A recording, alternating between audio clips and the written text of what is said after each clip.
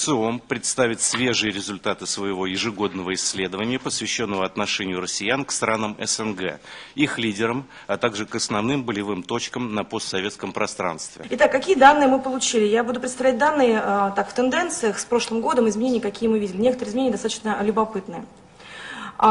Первый вопрос, которого мы коснулись, касался того, какие партнеры, по мнению россиян, наиболее надежные на постсоветском пространстве. Ну, здесь вы видите, что мы представили не только, собственно, СНГ, тут одна страна, которая уже не входит в СНГ, также представлена, но, тем не менее, вот почти все постсоветское пространство, исключая те государства, которые стали членами Евросоюза, я имею в виду Прибалтику.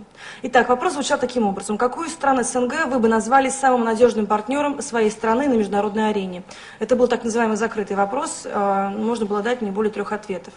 Ну, как видим, в настоящее время 3 лидера совершенно четко вырисовываются. Это Казахстан, Белоруссия и Украина. Такой треугольник, совершенно очевидно, мы его можем отметить. Если год назад можно было говорить только о 2 государствах, Казахстан и Белоруссия, то сейчас, по мнению россиян, после известных событий, понятно, также сюда они включают также и Украину. Какие изменения мы наблюдаем?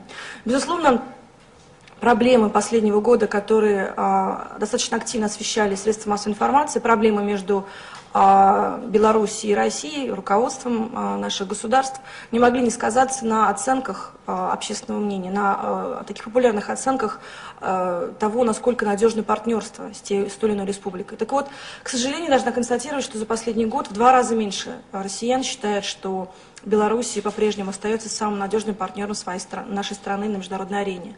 Тем не менее, все равно Беларусь по-прежнему входит в 3, и данные по ней сравнимы с данными по Украине, в то время как вот вы видите, что Украина нарастила в популярности, в рейтинге популярности достаточно значительно, с 4% в 2009 году до 21% в 2010 году. Беларусь в 2 раза потеряла в оценках. А вот что касается Казахстана, тут также мы видим рост. Если, ну, собственно, и раньше это государство было одним из лидеров таким, по оценкам российского населения, то сейчас в сравнении с прошлым годом разница составляет уже 6%. В прошлом году 31% россиян говорил, что Казахстан самый надежный сотрудник, партнер наш на международной арене, то сейчас уже таких находится 37%. Ну и вполне ожидаемо государства, с которыми отношения не самые радужные, особенно вот Грузия, вообще плетутся в самом конце. Тут об этом даже и говорить много уже не надо, это очевидно. Что касается стран Центральной Азии, здесь, я думаю, прежде всего других государств, да, Таджикистан, Туркмения, Киргизия, Узбекистан. Здесь, на самом деле, об этом речь идет очень мало в российском медиаполе. Каких-то ярких событий не происходило, ни конфликтных, ни дружелюбных, дружественных не происходило. И, безусловно, конечно, это сказалось и на общественных оценках. Идем дальше. Второй вопрос, который мы задавали, тоже традиционный вопрос. Какие из ниже перечисленных стран вы считаете наиболее стабильными и успешными? Это такой, знаете, рейтинг, российский рейтинг успешности, успешных государств. Опять-таки мы видим 3 лидеров: Казахстан, Белоруссия и Украина. Приблизительно с теми же тенденциями. Пойдем снизу. Да? Украина снова нарастила в популярности. И тут любопытно, видите, стабильные и успешные. Отчасти, я думаю, это не столько объективная оценка, сколько субъективное восприятие того, что то руководство, которое находится сейчас у руля Украины, по крайней мере, воспринимается более дружелюбным, более дружественным в отношении России. На 2-м месте Белоруссия. 1/3 опрошенных россиян считает, что это одно из наиболее стабильных и успешных государств на постсоветском пространстве. Хотя, конечно, здесь тоже мы видим падение с 41% до 31%. Казахстан, также 1/3 опрошенных россиян считает, что это наиболее стабильное и успешное государство. Причем в популярных оценках Казахстан набрал очков с 29% до 34%. Середнячки – это Кавказ, Закавказье, Армения, Азербайджан, ну и дальше те же самые страны оказываются в самом хвостике.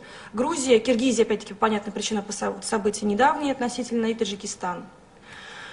3-й вопрос касался того, как мы оцениваем, как россияне оценивают лидеров на пространстве СНГ. Кто из следующих лидеров стран СНГ вызывает у вас наибольшее доверие? Также можно было назвать нескольких лидеров. Тут вы видите, есть лидеры, те, которые те, которые фигурировали в прошлом году и в нынешнем году. Очень любопытная ситуация, опять-таки, с Украиной, достаточно показательно, насколько персональный фактор влияет на восприятие государства. Да, мы видели значительные изменения в оценке надежности и стабильности государства буквально за 1 год. И это заметно по оценкам лидеров. То есть, если Виктор Ющенко набирал 3% в рейтинге популярности россиян, то Янукович набирает 17%. Лукашенко был достаточно популярным лидером среди россиян долгое время. Многие россияне по нашим опросам говорили, что, может быть, в чем-то не согласны, может быть, в чем-то им не нравится этот лидер, но тем не менее они уважают выбор белорусского народа. Раньше каждый третий опрошенный россиянин относился к нему с доверием. Сейчас таких находится меньше, только 16%. И среди лидеров, опять-таки, у нас оказывается Нурсултан Назарбаев, треть опрошенных россиян. В общем-то, и раньше, и сейчас немного больше, относятся к нему с наибольшим доверием. Разница там 4%, она почти укладывается в погрешность. То есть я скорее бы говорила, что большого роста здесь нет, но, как видите, и падение тоже. Достаточно все стабильно. Других лидеров знают немного. Тут вообще вопрос еще не только популярности и доверия, тут еще вопрос информированности. Да? У нас информации не так много о событиях, которые происходят на пространстве СНГ, по крайней мере, в телевидении, в газетах попадает не так много, а в те газеты, которые читают большинство россиян, да, не аналитические такие издания. Поэтому, конечно, не так много россиян знает и может оценить, уж тем более доверять таким лидерам, как Серж Саргсян, Гурбангулы Бердымухамедов, Ислам Каримов, Роза Тунбаева. Также это новое такое имя, по крайней мере, для россиян. Понятно, что Михаил Саакашвили, тут уже дело не в том, что о нем не знают, здесь как раз наоборот, о нем знают, и именно поэтому он большим доверием, популярностью не пользуется. Кроме того, что мы оцениваем надежность и стабильность как экономического партнера, политического партнера, любопытно посмотреть, знаете, на такой не только пассивный интерес к тому или иному государству, но еще и активный. То есть о чем нам хотелось бы узнать. Вот мы такие сами по себе интересные, страна Достоевского, Толстого. Что нам еще интересно было бы узнать о наших соседях? Вот мы так 20 лет назад разошлись по разным уголкам, да, но все, тем не менее, жизнь не заканчивается, наверное, какое-то любопытство существует. И вот любопытство, которое вызывают другие государства, наши соседи, оно говорит о многом. Видите, какие большие были различия между государствами, партнерами, троица вот это, да, Беларусь, Украина, Казахстан, и в каком хвосте плелись, например, Грузия. Здесь такого большого различия нет.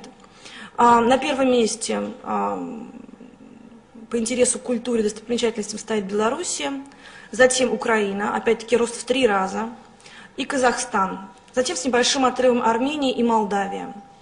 Государства, такие как Грузия, Азербайджан, Узбекистан, вызывают также любопытство со стороны опрошенных россиян, но в целом, видите, половина опрошенных затрудняется дать ответ на этот вопрос.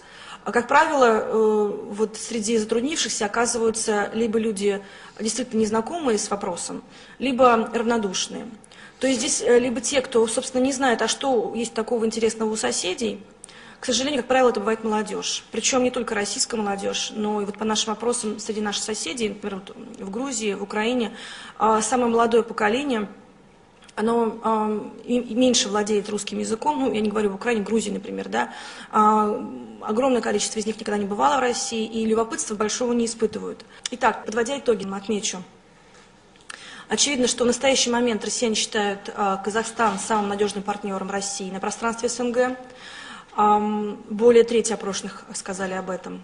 Белоруссия, лидировавшая в этом рейтинге год назад, теперь занимает 2-е место. Но, тем не менее, также это одно из лидерских мест. Посмотрим, что будет в дальнейшем, после окончания выборного сезона в этой стране. Украина, напротив, укрепила позиции с 4% до 21%. Значительно укрепила позиции. Конечно, политический фактор имеет большое значение в этой связи.